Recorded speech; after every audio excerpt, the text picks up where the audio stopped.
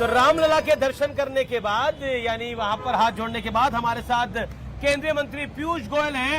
महाराष्ट्र की राजनीति किस करवट बैठ रही है, चुनावों में इतनी गर्माहट देखने को मिल रही है, हर मुद्दे पे बात करने के लिए पीयूष गोयल हैं।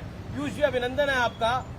इस बार की कहानी कहां जाती हुई दिखती है, क्योंकि चुनावों से पहले ही बहुत तूफान खड़ा हुआ है। पूरी तरीके से मुंबई के लोगों ने, महाराष्ट्र के लोगों ने मन बना लिया है। महायुति की सरकार प्रचंड बहुमत से बनने जा रही है। एक तरफ बीजेपी बटेंगे और कटेंगे की बात कर रही है, प्रधानमंत्री सेफ और अनसेफ की बात कर रहे हैं कि एक रहेंगे सेफ रहेंगे, लेकिन दूसरी तरफ जो है वो आघाड़ी के लिए सज्जाद नोमानी ने ऐलान करा है कि मुसलमान एक मुश्त वोट डालेंगे।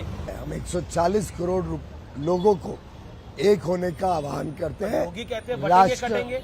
जो लोग धर्म के आधार पर राजनीति करते हैं, धर्म के आधार पर अपील करते हैं कि कोई एक पक्ष को या एक पार्टी को वोट दे, मैं समझता हूं उनके खिलाफ हमारी लड़ाई। देखिए, मोदी जी ने जितने जनहित के कार्य किए, कभी भी भेदभाव नहीं किया। लेकिन पीयूष जी, मोदी जी जो एक रहेंगे सेफ रहेंगे, वो बात तो हर हिंदुओं एक की कर रहे हैं। नहीं, हर एक देशभक्त को, हर एक उस व्यक्ति को जो वोट डालने जाएगा, उन सबको कह रहे हैं कि इस प्रकार के वक्तव्य, इस प्रकार के जो समाज को और धर्म के आधार पर बांटने की जो कोशिश हो रही है, इसके खिलाफ महाराष्ट्र के लोगों को चौंकाने का। जी, दूसरी बात है कि क्योंकि आप मेंबर ऑफ पार्लियामेंट भी हैं, नॉर्थ मुंबई के केंद्रीय मंत्री भी हैं, उससे पहले राज्यसभा भी आप रहे। क्या आपको लगता है कि जो आज के दौर की राजनीति है, उसके अंदर कहीं ना कहीं बयानों की बहुत अहमियत हो गई है?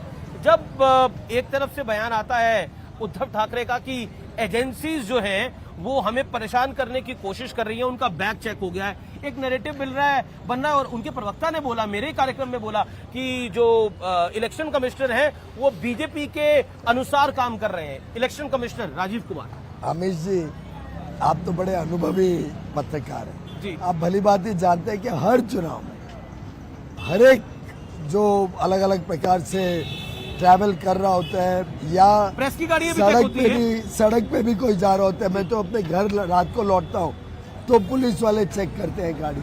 आपकी गाड़ी भी चेक हुई है?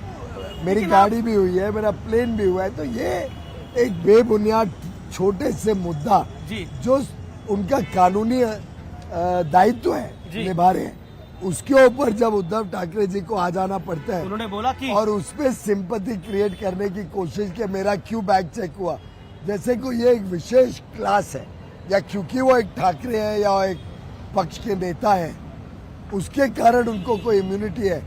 ये महाविनाश अघाड़ी की विनाश की तरफ जाने का सोच है। सिंपैथी वोट, क्योंकि लोकसभा चुनाव में पड़ा, ये सवाल मैं इसलिए पूछ रहा हूँ आपसे, सिंपैथी वोट लोकसभा चुनाव में पड़ा, तो क्या वो सिंपैथी वोट दोबारा पड़ सकता है, आपको लगता है?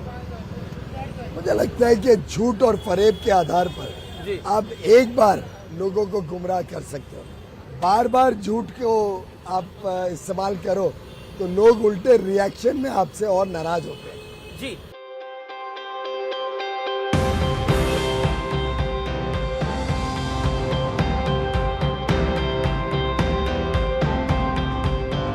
तो बॉम्बे की कटिंग चाय के साथ थोड़ी खट्टी मीठी बातें कर लेते हैं। ऐसा क्या रहा कि उद्धव ठाकरे और आपका अलायंस टूट गया? मुझे लगता है सत्ता की जो लालसा थी, जो लालच था कि मुझे एक बार मुख्यमंत्री बनना है, मेरे लड़के को एस्टैब्लिश करना है, उसके कारण झूठ और फरेब। 2.5 साल बाद आपने भी तो वही करा फिर। भाई साहब, झूठ और फरेब के आधार पर, कोई ब्लैकमेल के आधार पर हमारी पार्टी या हमारी यूटी में किसी को मुख्यमंत्री बनाना नहीं बनाना ये तय नहीं हो सकता। वैसे महाविनाश अघाड़ी ने अनाउंस क्या किया है, जिसकी सीटें ज्यादा होगी वो मुख्यमंत्री बने। राहुल गांधी लगातार महाराष्ट्र को लेकर बड़े सारे बयान दे रहे हैं और राहुल गांधी लगातार कह रहे हैं कि भारतीय जनता पार्टी एक डिफाइसिव पॉलिटिक्स करती है, उनका डेवलपमेंट एजेंडा नहीं है और मोदी कुछ भी कर लें, जातिगत जनगणना तो होके रहेगी। राहुल गांधी जी जितना बोलते रहे, लोगों में कोई विश्वास तो है नहीं। प्रधानमंत्री जी ने कहा है ना कि उद्धव जी एक बार तो उनके मुंह से बाला साहब ठाकरे जी की तारीफ करके दिखवाए। काय की पार्टी का अलायंस है, कैसी युति है, कैसी उनकी अलायंस है, कैसी आघाड़ी है।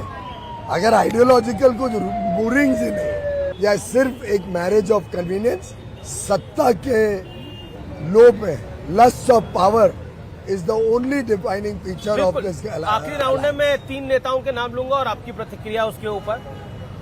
आदित्य ठाकरे, मुझे लगता है बहुत समय लगेगा उनको मैच्योर होने के लिए। सुप्रिया सुले वो सीरियस पॉलिटिशियन लगती नहीं है। और संजय राउत अक्सर हेडलाइन पे रहते हैं। क्या कमेंट कर सकते हैं जो व्यक्ति को खुद को पता नहीं आज क्या बोलते हैं। हेलो, क्या बोलते हैं खुद उनको ही पता नहीं होता है लगता है। और जिस प्रकार की कड़वाहट उनमें भरी हुई है, जाति के आधार पर लोगों को और आपस राज्यसभा में, में तो आपसे मिलते होंगे, तो आपने कभी समझाने का प्रयास नहीं किया? समझने वाले समझ सकते हैं, जी, जो ना समझे वो अनाड़ी है। मैंने तो नहीं कहा, तो आपका इच्छा है, आपको जो समझना। चलिए पीयूष जी, आपने समय दिया हमें इस चुनाव के दौर के अंदर। And all the best, let the best party win. बहुत बहुत शुभकामनाएं आपको। The Mahayuti is going to win. मेरी बेस्ट विशेष है आपको। और thank you so much Piyush Goyal ji. Thank you.